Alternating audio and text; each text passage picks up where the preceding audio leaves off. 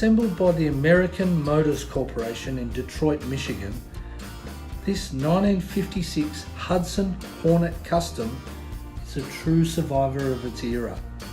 Limited production in 1956 saw only 6,512 four-door units ever produced. This example is fitted with a wide block 308 6-cylinder engine, powered through a 3-speed automatic transmission.